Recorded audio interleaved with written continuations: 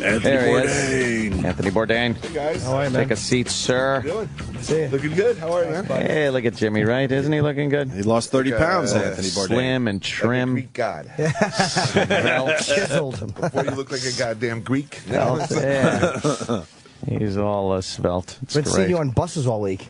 Yeah, I know. It's kind of creepy. It's nice though. It's weirding out my daughter too. You know, she's like, "Daddy," or Oh, is it? looking Yeah. at me. Everywhere she goes, there's your face, and it's just kind of odd. It's bad. You know, too much of that shit. You start talking about yourself in the third person. You know? Oh, yeah. That's never a good thing. The show getting a lot of heat. Doing really well Heat. and having fun. I mean, they've been so awesomely. Yeah. Yeah. I mean, look, their standards and practices have come a long way. You know, I got to say prolapsed butthole on CNN. I'm doing pretty Nice. strong. Nice. And, of course, the ATV footage was everywhere. Yeah, that hurt. What? Yeah, huh? Bad luck on ATVs. That's Yeah, really, that's like, what, your second run-in? Yeah. Yeah. I mean, I don't know what I was thinking. Yeah, I was watching, and I'm like, you're going really fast, first of all. Right. And going through water and everything, which Right. to me seems, that's that unknown factor. I've been out in the sun for like 4 hours to get these shots, and Wow. I'm cooking. I mean, it's really hot. The sun's coming down. I'm dehydrated. I'm drinking beer. Where was this? This was in a remote area of Colombia along the Venezuelan border. And, I took a tight turn and went over. And, I mean, I just sort of drove my skull right into the ground. I mean, my crew tells me I ran over my head. I wasn't awake for that. But I remember I just felt so stupid that I was like, I got to get up and appear like nothing happened. Because I really don't want to hear the I told you so's. Yeah. That's the first thing people normally do is like, all right, let me get up and make it seem like nothing happened. Right. I'll just, no, I'm fine. And then meanwhile, you're not fine. I'm fine. Pardon me while I. What was the kiss injury? myself like this. What was the injury? Was it a concussion? I was out for a second, but Holy fuck. Yeah, you got thrown. I hate that feeling. That just, boom. It's that fast, violent, something's not right Not thing. having control, right? You haven't quite figured it out yet. Like, what am I doing here? Yeah. No, What I just happened? went straight in, and there was like a pile drive, like straight, my head first straight into the ground. Like, if there were a comic book noise, it would have been something like a skronk.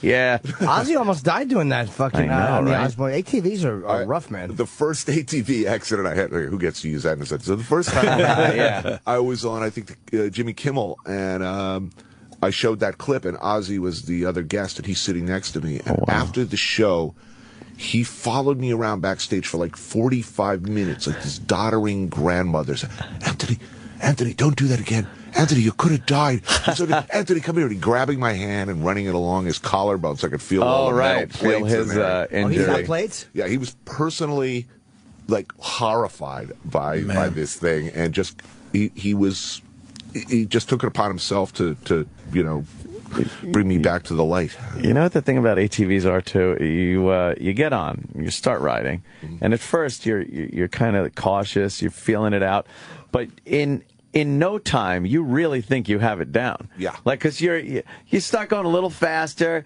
You get your balls, and you're like, yeah, this is good. And meanwhile, you haven't been riding the thing more than 20 minutes. You've gone from very slow, just figuring it out, to now you're a pro, going off jumps, going through water, taking tight turns, sliding. Yeah. It's like, no, you're not good. No. This thing is overpowering you. And then you got in the back of your head, you got to get some good footage for the TV show. Well, that too, yeah. Yeah, there was that. Were you driving worse than you should have because you knew the camera was rolling? Probably a little Compared bit. to what? I suck. I mean, I should be on one. Like, oh, man. What other, any other catastrophes during the, Doing that one, no. We have a Libya show coming up, which is the best thing I've ever done. I mean, it's awesome. And then I think since I saw you guys last, the Congo, which was the hardest show we've ever done. Yeah, huh? What made the Congo hard? There's probably an obvious answer 29 there, different rebel groups. Right. And, just shit goes wrong at every turn. I mean, it's a country without really much infrastructure. And the worst case scenario, like if things go wrong, like you're robbed or extorted or something, or you get a flat tire and you find yourself in the middle of boobies. Robbery and extortion's in the same category as a flat. The worst case scenario is that the cops or the army come to help you out. Then, oh, really? Then it gets really bad. Why is that bad? They're pretty good at, rape and murder are pretty much, the specialty. For the cops in the military? Bad. Really bad. So if they come to help you, you're saying it's the worst thing that could possibly happen. They're not going to help you. They're professionals that will rob you. Look, a rebel dude wants to take your stuff. You could say, I guess you could say, fuck you, I'm not giving it to you, and you could run. You could, maybe punch somebody and make a break for it. I mean, not that would be a good idea. But when an official, the army they've stolen the diplomatic bag from like the ambassador. I think the French ambassador. I forget which one. But they just don't have any problem with all of you're giving me that. Okay. And if you fight back, you're now it's an official problem. You can put you in jail forever. That's probably not a good jail either. I bet a jail in the Congo. Oh my I bet God. it's not. You can't really protest for better conditions. It is natural resource wise. It's the wealthiest country in Africa. It's the size of all Western Europe. It's beautiful. It's a very, very, very, very complicated situation, but it really was an adventure, and I got to say, a privilege. But how do you stay safe? It's dangerous. There's no guarantees. It's a place where the situation changes from minute to minute, where everything. You just got to be really careful. You don't carry arms. You drive around in vans with TV written on the side and a big sign with a AK, like a silhouette of an AK with a red circle and a line. Right, that you don't have any weapons. We do not have any weapons, so nothing to see here, folks. Nothing particularly good to steal. You don't travel with armed security. That just isn't gonna. Why is that? Because it's 29 different official rebel groups. Those are the ones with names, and then these guys called My, who are local defense forces. You just make yourself a big fat target if you're in any way armed. You have security people, you have local fixers who sort of, the idea is to argue your way out of a situation, finesse your way out of a situation. There's a lot of. You did have a fixer, or you didn't? Yeah. You have to have Congolese who are looking after you, who know, okay, this guy needs 10 minutes of FaceTime, a lot of handshakes, and maybe a fruit basket. This guy's a problem. Time to get in the van and get out of here. Wow. Like, who was the problem? Would it be like a local chief or local security, whoever the sinister local, head of the internal security ministry is? But a lot of ministries. I don't like a place with ministries. What's weird though is even in the middle, we're up in what was essentially in the book, the Heart of Darkness. Where Kurtz was, Kisangani. And we're about 100 clicks out of there, middle of the jungle, no power anywhere, nothing resembling running water, 5 bars on a cell phone. 3G, tweeting from the middle of the jungle. Holy shit. That's pretty amazing. Yeah. We would love our friend Jonathan, right? Oh, yeah, my manager goes to play. He's never been in the Congo, but he goes to takes crazy trips. He's obsessed with travel, and he's got the same kind of view you do. Like, he just wants to see these places, and he doesn't go in armed. He doesn't, he took a tour of Africa recently, and, he said the driving was the worst part because you get motion sick because the roads are so fucking twisted and the infrastructure is just non-existent. Yeah, you get tenderized kidneys. Some places bouncing around. He didn't go where Anthony went, though. He didn't go like that. It was like an amazing experience. And what'd you end up filming in the Congo? Oh, man, everything. I mean, Goma. We start out in Goma in eastern Kivu, which is a very contentious area, and then sort of centered on Conrad, Apocalypse Now, the Heart of Darkness, and the kind of took a look at the history of the Congo through the Congo River, and it's a lot of history to try and discuss in a visual way, because most people look at the Congo and they just throw their hands up in the air and they say, it's too much. I can't. How do you explain this in 3 minutes, much less 42 minutes? So we try to do that in a visual way. Is it scary when you said that you have a handler and like the guys are talking to the local guy and you don't know if they're being, because other times in the language barrier, you don't know if they're screaming at each other.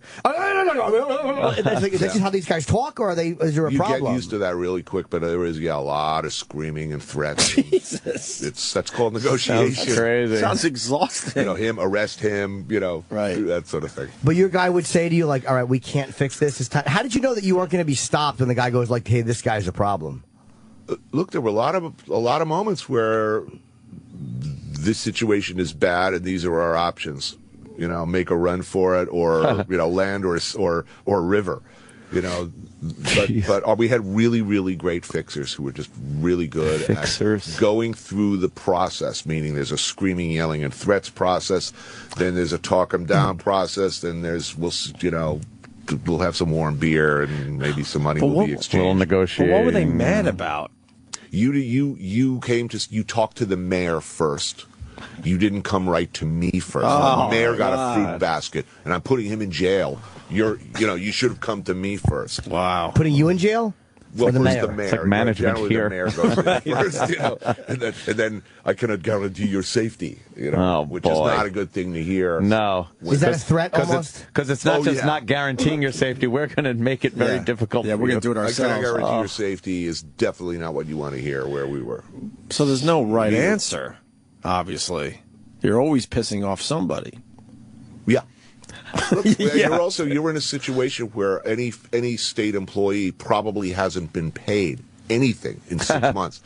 There were guys showing up at the train station in Kisangani. I don't think it's been fully operational, if operational at all, since like early 60s, and only partially operational since the 70s. Oh my God. Their whole staff shows up, and I mean the whole train station's overrun. The tracks are overrun. Everything. They show up every day, and they do their job. They try to keep the trains repaired every day, with no money. Guys who show up at the this moldering library in the middle of the jungle, they show up hoping. They just show up to work. They put on their jacket, they tie, they go in, and There's a library there? And just... We went to this like Belgian research center in the middle of the jungle. It was pretty awesome. Wow. It was like really, really wild.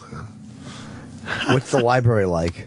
Huge, like futurist, kind of, Futurama style library complex that thousands of people used to work at, out in the middle of the jungle, most of it overgrown completely. You see a lot of that. I mean, you see the hotel where Bogart and Bacall and Katharine Hepburn stayed during African Queen. It used to be a really beautiful, industrialized wonderland for white people in the Congo. I mean, the Congolese weren't allowed to walk their own streets. Mm-hmm. But if you were a middle-class Belgian, you were living large in the Congo. You had railways and modern buildings and infrastructure, sports club, the pool, the health, the golf courses, all of that. And, when they split, the Belgians, they plugged the toilets with cement, scuttled everything in sight, and since they hadn't allowed anyone to, go beyond, I think, like middle school, they left like 8 qualified guys in the whole Congo to run a country. What year did the Belgians leave? Early 60s. Why were they such pieces of shit about it? Man, they were not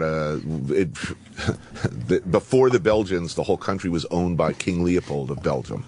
And he basically killed half the population, pushing them to collect rubber and ivory. And if you didn't bring in your quota for rubber by hand tapping it and extract, they'd cut your arms off. Their people were paid by the arm. This was in the 20th century. It's kind of like kicking over the sandcastle before you leave the beach. Right. Not uncommon. A lot of guys in Africa. It wasn't just the Belgians. Also, to be fair, the Congolese, as soon as they got independence, made this mistake of democratically electing basically a communist. Yeah. Who we quickly had killed. Okay, us and the British and the Belgians. And so we were not too eager to see them succeed, particularly given the large uranium deposits in the country, which we did not want to fall in the hands of the Russians. So, it did not make us unhappy at that particular period of time that the country was not working. So without the colonialism there now and stuff, what is the issue now? They're surrounded, they're bristling with diamonds, gems, natural resources that everybody wants. They've got neighbors like Rwanda with huge displaced armies who've been kicked out of Rwanda, now running around in the Congo because the last president, any president actually, they can't rely on their own army. Anytime they have problems within the country, they make they basically rent out or sell off their national resources to neighboring countries who send in armies to ally with the current president, and then hang around and make sure that they get to keep stuff. So there are all of these surrogate armies controlled by the neighbors, as well as all these Looney Tune little breakaway groups who 1 minute, 10 minutes ago were working with the army and the national government, and are now allied against them. Have you ever thought, like, what's the solution here? What would be the solution to get a viable world accepted country there? It's so big. That's the problem. I mean, it's the size of all Western Europe. I mean, the capital, and most of it's jungle, so it's really, really hard. Look, they need a large functioning management class for sure. But we can hardly pull that off in this country. So. You said something back there that everything's being overgrown. Yeah, that must have been really cool to see. It's hauntingly beautiful, right? To see, And the Bogart Hotel where they stayed, that's one of the places that's completely overgrown? It's a squat now, but it was called the Pourquoi Pas Hotel. And did you get I'm reading Hepburn's memoir as I'm, looking at it. And, did you go inside of it? Yeah. And it's just being overgrown. Well, I mean, there's squatters living in it. Wow. Yeah. Jeez. And that library is not used for anything anymore, right? There are a few, there's still a few Congolese students who were trying to make use of that research, and it's heartbreaking. People are trying, but it's really, really tough. That's a situation where you fight to live every day. Yeah. And, has that given you how has it changed your perspective of the United States at all when you see stuff like that? And it's stuff that, only a small percentage of people in America would even see that. How has it changed your Well, if I hear somebody whining about writer's block, I'm not too sympathetic. Right. When you see how hard people will work just to stay clean, how hard they'll work to maintain their pride, clean clothes, clean body. That's it's not what you expect. Does it give you more patience here? Are you more patient with things, or got to? You're thinking that there, when the ferry goes out and it's another 7-hour wait to get across the river, and that's every day. Right. You think, I'm never going to yell at a traffic light again. Yeah, the 1 minute that it's taking. God damn it, I missed the light. Man. So we've been mixing it, look how easy I got it. We're bitching about, oh God, if I just one toilet, one good shower. Right. But that's for what, a week, 10 days? The next show I'll be in Spain, eating tapas and drinking red wine. So. Have you taken a lot of shits outdoors? Yeah, we're professionals, man. We got it all figured out. We're real good at all of these things you never thought you'd have to learn. We're getting real good at. Yeah, the al fresco dump. Yes. Do you ever think I'm going to this place and I've overstepped this time? We made a mistake thinking we were going to be safe, and we were. I know you have a lot of scary moments, but has there been any times where you're like, I really fucked up this time? Me, no. There were some days in Libya. There were some time because there was stuff going on around us. It wasn't like, oh my God, we're going to die, but the situation was getting worse every day, and there was a lot of discussion whether to stay or go. Like every day, there was an emergency meeting. Okay, this is the latest security briefing, and our security guys were not.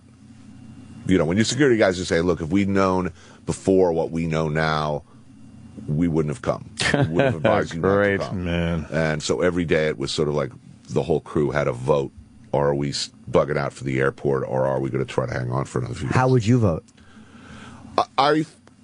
I voted to stay. I mean, I felt pretty I'm not a heroic guy by a long shot, but I didn't see any immediate. It looked okay to me. I mean, the people around us were cool. The Libyans were very cool with us. Just there was stuff happening outside of our view that was worrying. We have the Vice guys in sometimes, and I love their documentaries. And Shane was saying that the worst place of all the places, the scariest was Juarez, Mexico. Yeah. Would you go there? Would you go to certain places in Mexico at this point, or do you think you might want to avoid that? I don't know. It depends on what the situation is. I'm not looking to put, unlike them, I'm not looking to put my head up into a firing line just for good TV. Right. I mean, I'm there for another reason. And I'm willing to accept a certain amount of risk if there's a really good story or something interesting there. But I'm not looking at, hey, look at me, I'm in Juarez. Right. Nah. Nah. I mean, I love Mexico. So, I mean, I'd love, if you tell me, if enough people tell me it'll be okay. We've been to a lot of places where they say you shouldn't go that turn out to be really cool. When you're in these places, like, do you come back here and see news from the Congo and from Libya, and does it affect you more in that way? Do you have to carry this around with you now, going, not only feeling bad for your own country and what's happening here, but now you gotta have empathy for like half the fucking globe? I don't know. It's weird. You steal your heart to a lot of things. I think when you that's see what a I lot assume. of sad shit, regularly, you have to. I mean, I've seen this happen with NGOs and people who work in environments like that. Right. Just in order to get to work every day without having a breakdown and constantly weeping, you inure yourself to certain things. I get angry seeing really stupid coverage of places like Libya. No clue. There are actually idiots out there saying, we were better off with Gaddafi. Oh, really? Really? It is people say this with authority, having never been to Libya, never having met these kids, the majority of people who overthrew you. They get their news sources the most cretinous, fringe, underinformed conspiracy theory website. And they're pretty, Gaddafi, and this is from both left and right. Gaddafi was better. No, he wasn't. And the majority of the people who threw him out were people that you would like hanging out with. They were cool. There were kids who were, playing like PlayStation, a week before they went to war.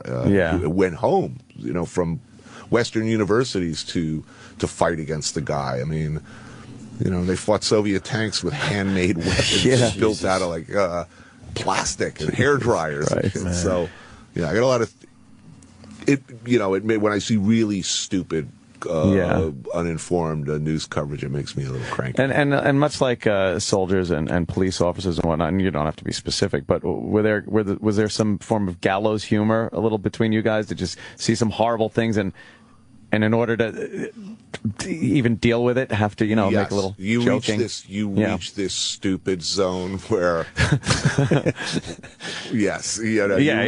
hear point. You. It's like to cope. Coping mechanism. Yeah, well, you just start like getting giddily obsessed with getting anally raped. It's like everything. Look who laughs first, Jimmy. Yes. I've never actually laughed thinking of it. I always come. It is. It's a constant remain, especially when you're sort of. When you're really tired. You've been going. You're stressed. You're scared.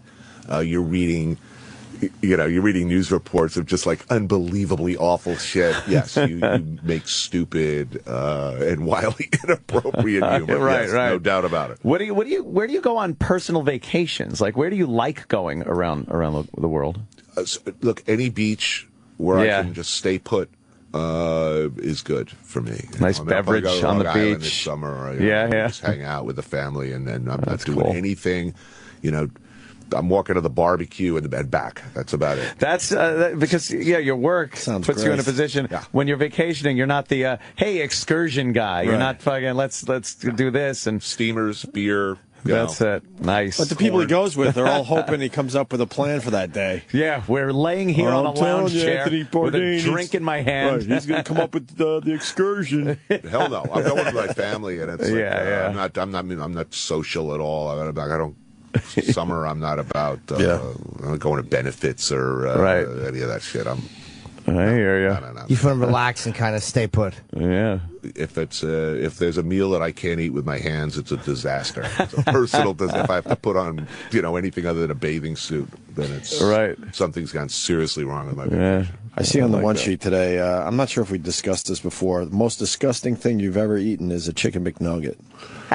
Well, I mean, on balance, because I'd probably knew the least about what's actually in it. Right. At least what I was eating, rotten shark, I knew what the principal ingredients were. Where'd you eat rotten shark? Oh my Iceland. God. Nasty. Why rotten on purpose? Or They love that shit. They rot it, they putrefy it, and then they pickle it. Oh my God. It's about, their Viking, their proud Viking roots. But what does it taste like? I'm so tough, I can eat this shit. Oh, is that what it is? What did it taste like? Is there any way? It tastes like rotten shark. If I had like a tiny little nubbin like this here and here, this stent, you would all be, dude, I can't work here. I got to scrape the brown off the bottom of my salmon. I can't even handle don't like that? No. This would just absolutely. Oh my God. Yeah. Do they like it? The they younger probably tell generations there say, I don't eat that shit. Oh. But it's like lutefisk, that they eat that out in Scandinavian areas of the country. It's really stanky. And what is lutefisk? Same basic. Do they put it on something, or they eat it raw with a fucking fork? Ugh. I've seen shows where they've eaten that disgusting. Can we find rotten shark in New York City? Yes. Oh, absolutely. We got to try this. Get it. E-Rock's got it. Yeah, or lutefisk. It comes in a can. You can. Oh my God! E-Rock, could you do this? It would be like an anti-personnel weapon. You open that up in here, it stench out the whole room. You're done. You're done. How the fuck do they stay in business? They like it. It's fucked up. But they actually enjoy the taste. Yes. We got to get acquired some. taste, I would gather. We got to go get some. Gefilte fish, I think, right? I think I tried that at Dice's house during Passover or whatever. It was fucking repulsive. Yeah. Yeah. No, it was terrible. It didn't taste like that. No. But there's certain ethnic foods or certain cultural foods.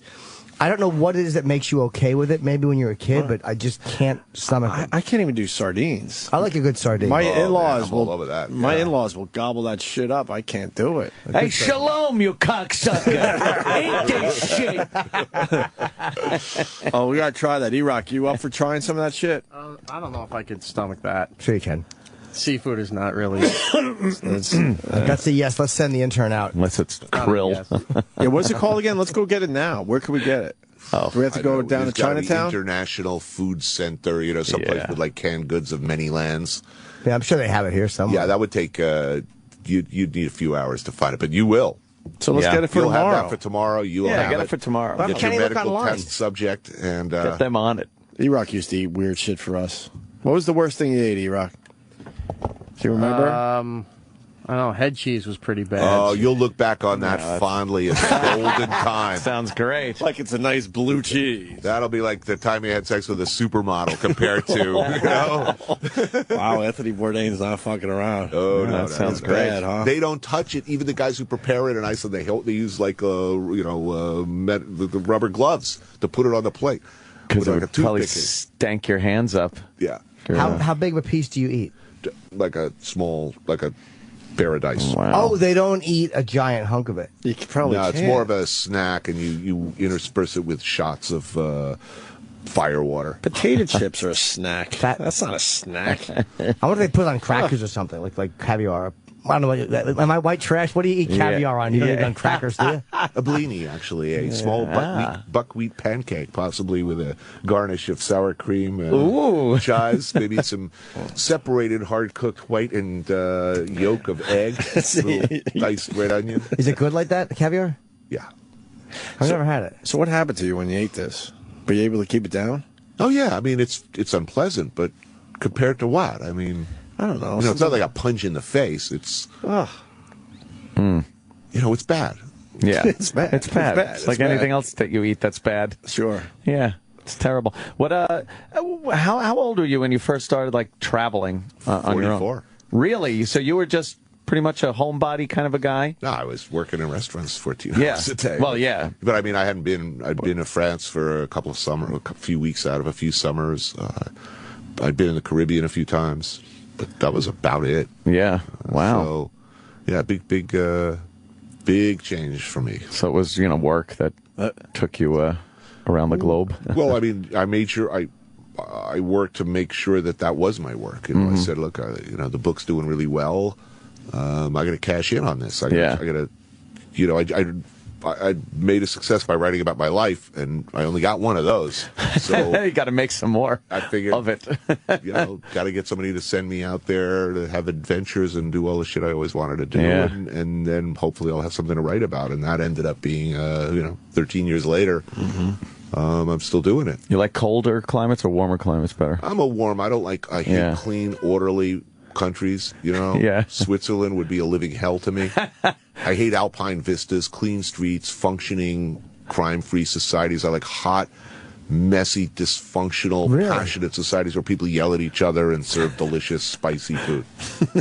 That's just the Sounds opposite more of what I like. exciting. Really? Yeah, You'd rather be in like Sweden than like southern Italy? Or... Oh yeah, fuck yeah. Well, I'm in southern Italy. I would mind Italy. Italy's. I'm thinking of disorganized places. I mean, I like a nice clean street. He likes Really? a clean street. He likes a hotel that has 24-hour room service. Yeah, with nice... gentlemen's accommodations is what I say.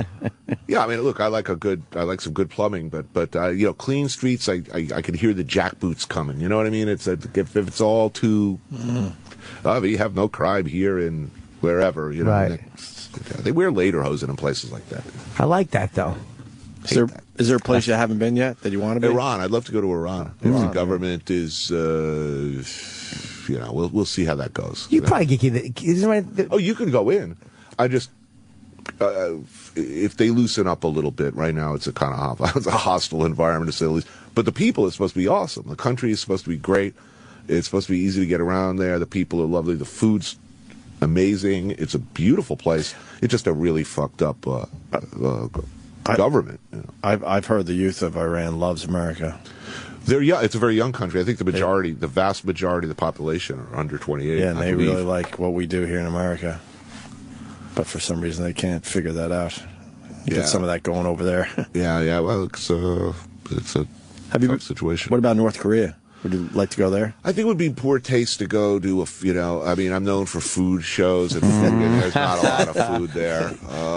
They're not going to let me see much interesting. Yeah. You get these handlers in situations like that who are, look at glorious buildings of revolution, That's not one. What about Southeast Asia?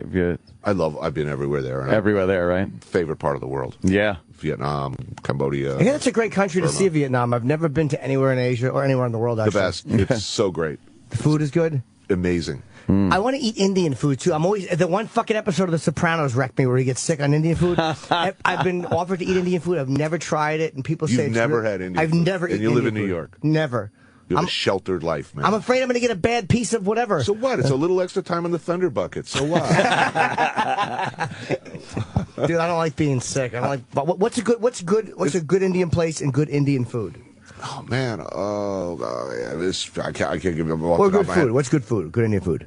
Just eat everything. It's all good. I mean, maybe you'll get the shits, but it's not gonna. You're See, not I don't gonna want die. the shits. Yeah, the shits aren't fun. I don't want the shits. I've gone to a couple of places. Wait a minute. Let me give you an example. The street fairs with the tube socks and the dried spices and the same crap, again and again and again. Yeah. You're walking down the street and you smell that sausage, the hot and sweet sausage with the peppers and the onions. Doesn't that smell good to you? Sure. Smells good to me, and I know every single time it's going to be, 30 seconds over Tokyo, I don't care. You don't puke, though, right? No. Just shit. You get a little gurgling. It's a freckling the bowl situation. I don't care about freckling. He doesn't care about getting the runs. No. You get a little delicious. percolating going. That's it. Yeah. Street gyros, that's a pretty high likelihood of Problems, yeah. problems. Yeah. You know, it's really just a scheduling issue. Right, if you have some time and you don't mind, yeah. Freckling the bowl is probably the best way. I love that. Yeah, that just took the top place over spraying mud. I like freckling the bowl. Yes. Hey, there's photos of you at UFC for the weekend over Saturday. Did you enjoy it? I thought the Roy Big Country was amazing. That fucking knockout. Overhand right is a thing of beauty. It was incredible because he's up against this guy who looked like a gladiator. Czech Congo, yeah. It was really that was impressive. It was just a weird night. I mean, there were a lot of disqualifications and early stoppages over eye injuries. And, a broken thumb, a broken toe. Did you see the broken toe video yet? So bad. Well, I thought I was right there, and what was amazing was. I don't think he had any idea. No. I think Rogan pointed it out to him. He said, dude, your toe's broken. And he started a, I'm not going to say faint, but clearly blood drained out of his head, and he had to sit down. He was having a problem talking. I mean, he had no idea. He had all that adrenaline, and he looks down and was like, oh, it was turned completely upside down. It's not flipped over. But if anyone thinks for a second that, well, if they hadn't stopped the fight, Kuchel would have totally no. He was not making it another 23 seconds. I was sitting with his family and right next to me, and you saw his interview after. Things were not going to improve for him. He was really getting hurt. We were watching that. I wonder what moment he knew, because he's a tough guy. But he said at first he complained, but then he's like, no, it was a good stoppage. Like, he kind of felt like they were right to stop it. If you're a fan of somebody, and I like Chael Sonnen, I think he's one of the funniest, brightest, smartest. This is a guy who's going to have long after his fight career, he's going to have a huge career in broadcasting, right. and he's very, very likable and really, really smart. Even if you're a fan, and this is what I don't get, I don't want the guy to get brain damage or hurt for my momentary entertainment, okay? The outcome of the fight, you see this again and again, the outcome of the fight is clearly determined here. You know which way it's going to go. Yeah. I'm not going to be happy until he's unconscious and drooling and with a doctor looking to see if his pupils are fixed and dilated. I don't need to see that. I don't demand that as a fight fan. I mean... Yeah. A lot of people. The matter was settled. Right. I guess a lot of people are waiting for that miraculous comeback, but it's like you said, you know which way this is going. There comes a point, and it happened a number of times, where the Belcher fans are yelling like things are going to get better for him. They clearly weren't. You're not going to be happy until he's unconscious. Then you'll feel better. Yeah. There was one moment in Restraint shown which I really liked. Like it was when Nelson hit Congo in the head, and he hit him. And Czech Congo just kind of collapsed. And he's a big heavyweight. And then as he's kind of going down, Nelson hits him again, which is very standard because he's still. But then he went on his back, and Roy came in and cocked. And he didn't hit him, which I liked because he was so clearly out. And Nelson could have got off another shot and been okay and been justified. But I like the fact that he didn't do that because it's like, man, you got to realize if a guy is out like that, you could really fucking hurt him. And he didn't do it, which I liked. Yeah, I mean, I think when you're dealing with a sport that is potentially as bloody as UFC, I think it behooves everybody to be a little more aggressive on the judging. If you're going to have that much blood, you should try to minimize the lasting injuries. Right. Absolutely. So you worried about your wife doing this stuff? Well, she competes in Brazilian Jiu-Jitsu, so this, getting punched in the face is no. But she just did really well. She was just at New York, just won gold at the New York Open. Oh, wow. Class. Wow. So very, very happy. And I think she's going to be competing a lot in the amateur circuit over the next few months, and she loves it. Do you like the women? And I like watching the women fights. I didn't think I'd like it at first, but then you realize that they bring it. There's none of that dancing around. I'm going to win on points here. They go at it, and I think Rousey's really exciting. Yeah, she's great. I feel they have something to prove. I'm sure they, we got to really put this over the top. Yeah. And it's not like the women's boxing used to be, where it just looks like a bar fight with people stopping. These are really good fighters who with really good, precise form. Look, I'd like to see the Ronda Rousey Steven Seagal fight. I would pay big money to see that, and I would totally bet on her. Yeah. I would like to see her totally choke that hump out. Why? Did he say something about her? No, she said something about him, I think. Oh, okay. He was, I don't know, she was a, sort of a joke of the moment thing, but personally, I would be curious to see how that fight went. That would be great to see. We had her in, and she did like an arm bar on me, and I was worried because like Anthony said, you worried about, well, it's the one where they have something to prove, but she was very gentle, and she was really a lot nicer than I thought she'd be. But again, if there's no, well, I'm a man, she's a woman, so I could technically, she could kick the dog shit out of me and relatively easily, and I kind of sensed that in that moment. Yeah, it's awful. I mean, I live in, my daughter's 6. But she already knows mommy's taught her arm bar, choke, triangle, so like I'm running around. It's like at any moment, these 2 women in my house could be arm barring me or getting their hooks in, Do you feel happy that your wife can defend herself too? You feel like safer for her, if anything ever happens, she's capable? Oh, yeah. Yeah, I really feel bad for anybody who would, make the mistake of even getting lippy with her. But it's also nice to know that, every once in a while I get the over-enthusiastic, biggest fan ever in a bar or at some event, and it's always your biggest fan who suddenly transforms from your biggest fan to just belligerent asshole. Like, I pay your salary, man. That's that guy. Oh, God damn. I can't, I can't hit him or break a bottle over his head, or obviously I'm going to be in court for the rest of my life. It's nice to know that if I were there with my wife, she's coming back from the bathroom and some asshole is getting lippy with me, that she could totally choke him out. Or, that pretty much it's over for him. Yeah. Holy shit, that's funny because, you have those dude. fans. Yeah. You're the best. One more, and then this is the great one. They go. Oh, I just wanted to say hi. Thanks. They walk away. They're like a minute, 2 minutes later, they come back, ask you another question, and then if you try to say like, look, I'm over here, I'm talking with this, or I'm doing, then you're an asshole. Then you're the fucking asshole now. Yeah, we were shooting the Desert Show with Josh Homme from Queens of the Stone Age, and this guy, we're inside, we're taking a break from shooting. I'm having a beer with Josh. We're reconnecting. We're talking. This little fucking troll comes up. And it's like, I'm your biggest fan. Okay, gee, that's great. I saw you recently at a live show in another city. It's great. So I guess that means I pay your salary. Okay, but okay, I'm cool. Listen, my wife would really like a picture. I said, well, I'm happy to do it.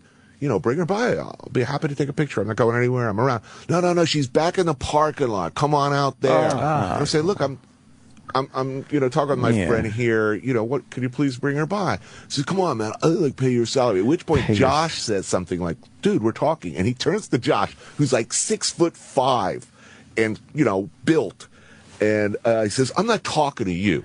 Oh, man. Shit. Oh, this guy's a problem. I'm like, you know what? I'm not giving you an autograph now, asshole. I don't like you at all. You just read to my friend and go fuck yourself. At which point he starts to, with the finger, which Josh picks this guy up by his throat.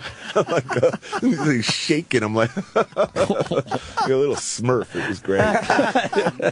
Oh, man.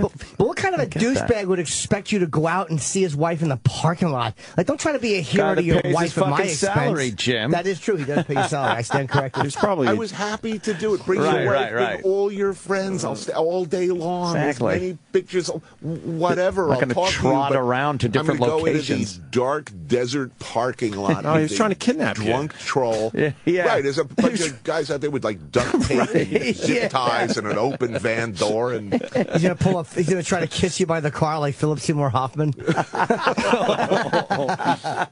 That would be cool. Look, even that's perfect. The finger, the stabbing in the chest with the finger. But you can feel it shift too, and they're like, "Dude, I love you." And then there's one thing you don't do right, and like, "Oh, what the fuck? Am I bothering you?" You're not keeping it real, man. So what do you want me to do? Jerk you off at the bar? I said hello. I'm happy to see you. Fucking shut up. It's amazing. Like, I never say no to a photo. Ever. Yeah. Will I do it? But once in a while, you do something that they perceive as rude because they're drunk. But an offense would be not doing the tequila shot. Preferred tequila shot. That suddenly you're an asshole because you're not drinking with it. Yeah. on that one. Right. Yeah, come Will you on, eat man. food they send you or no? Because he won't, and I'm I'll do my hesitant. best. Sure, yeah. You will? You know, I'll try. Yeah. I take a look at who it is, see who it's coming from. Assess the If situation. they're covered with open sores. Right. Or, they got that fucking 1,000-yard stare and putting a prescription bottle back in their pocket. Could be an issue. Yeah. You know, one of those little pill balls in a crusher. Fucking dummy who did the Tylenol thing, and she kept the fucking pill ball in her sink. A mortar and pestle. Is that what it was? Yeah. A pill ball and a crusher. That's how a normal person says it. What did you call it? Mortar and pestle. Exactly. That's how somebody who's poisoning fucking aspirin bottles knows it. Right. Hey, what's that pill crusher thing? That's how every non-criminal refers to it. Yeah, that doesn't show up in I Google. think you're right. Nobody does. Buy that shit online. When is your show on, by the way? Sundays, 9 o'clock, CNN. Sunday, 9 o'clock, and Yeah. I'm so happy with how it's going. And I got to tell you, CNN is not a place you think they'd have like a big sense of humor. Right. They do. Yeah. They've been really, really Great. They get to it. me. Good for you, man. They gave me my ID the other day. Oh, Like, yeah? that opens door. Like I could walk into CNN Wow. headquarters and swipe, and like the doors open up, and I'm just wandering around like I actually work in a Do you see organization. the people that, are on camera all the time? Yeah, Like, yeah. hey, how you doing? And they're actually like fun.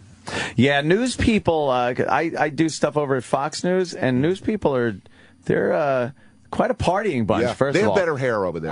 Yeah, They have much better hair. Fox. Ooh, yeah. I've never seen people that can drink as much as news people. Yeah. They can fucking drink. They love going out afterwards and 'Cause they've tying seen one this- on at the local gin mill. They've seen the shit. Yeah, maybe And I'll tell you, that's it They've seen is the stuff they when you can't air. Shooting in Libya and the Congo for me. Look, I'm there for a week. Yeah. After a week, I'm like, oh man, I need a shower. Like, I'll kill for a shower. I just can't. I need something to eat. People like Christian Amanpour and Barbara Starr and people like that have been, for decades. Oh, yeah. And reported for Anbar Province and places like Right. that. It was like, and also working in situations where, your car rolls up at the location and your security guys are saying, okay, you've got 10 minutes here. Okay, you get in and you get back in the car. And wait a minute, that guy over there was speaking on a cell phone, just picked up a cell phone. You're getting back in the car now. Holy shit. So 10 years of that. That's pretty. I got a lot of respect for people who do that for a living now. Yeah. And I got to say I'm grateful because here, when they announced the show, I've been doing snarky food and travel TV for a while. You would think that a lot of people at CNN who've been doing hard news would not be happy to see me show up. They have been really very friendly to me and good for very, very welcoming, which, if I was in their position, I'd say, who's this asshole? You're canceling news for this? But you fit the bill over there. Like, you're one of the rare shows that can transcend that because you do travel and you are showing the world and you are showing these odd locations and these kind of, at times, dangerous places. You're not doing it just from some fancy restaurant. And it's not like it's Steve-O doing it. You're kind of knowledgeable about things and, you're... What I don't get is, I've been getting like a lot of tweets or Facebook posts from fans who say like this, I love your show. I always used to watch it, but now that you're on the Communist News Network, I'm not going to watch. Jesus and it's like, okay, you like my show, but because it's on the same network as news, whose general bent you don't like, you're not going to watch it. I was like, what's the part? You're afraid that I might accidentally see another. After I see your show, I might see another 5 minutes and suddenly become overwhelmed by compulsion to see Joe Biden's penis. It's like, oh my, I feel myself turning gay and communist. And you're so fucking weak-minded that you can't handle. You can't distinguish between one show and another. And this one. I watch Fox all the time. It's like I don't feel like, I'm gonna. It's gonna. That you're going to be brainwashed all of a sudden. All of a sudden, because it's on for 2 or 3 minutes. Conservative, yeah. What are we going to see in future episodes? Let's see. With Congo, Libya, next week is a truly terrifying, over-the-top Quebec show. I mean, just an assault of delicious food that will really frighten people. What's their main dish up there? The one thing you have to have in They Quebec. like foie gras, and we were there in winter, so it's a lot of maple syrup, foie gras, pork, the finest wines known to humanity. Quebec has the finest wine. They get a lot of the people I was with are really all about eating and drinking and old school. You know, it's not light. Yeah. Where else? Tangier, the week after that. So we're, investigating the whole burrows and bowls and how to make keef and majun.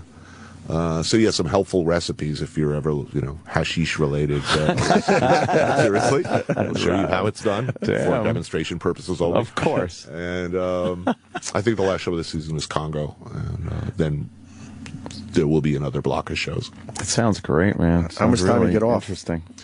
Between the seasons?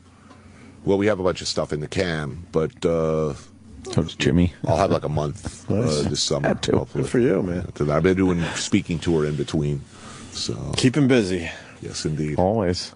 Well, we got to Man. take a break. It's I always a gotta pee. pleasure, man. Yeah, I Thank love you guys. having you in. It's always We're all big fun, fans. You know that. funny, adventurous. Yeah. CNN on Sunday nights, 9 Parts p.m. Unknown, it's called, obviously, with Anthony Bourdain. Sundays, 9 o'clock. And if you're not CNN. sure what time it's on or what channel, just look out your window in New York. It'll be on a fucking bus going by. I've seen Anthony Bourdain more in the last probably 2 weeks than I have in the entire years you've been coming in That here. is pretty cool. They're promoting something we don't know much about here at Sirius XM. It's nice to see. We had promotion once. We were on buses once. I That was kind remember of that. cool. Yeah. Once. Long time ago. Yeah, ever since you've been under them. Yeah, they kidding. throw us under them now. That's And Bourdain on Twitter. Bourdain. Bourdain. Anthony Bourdain. Thanks, brother. Thank you guys so much. Always fun.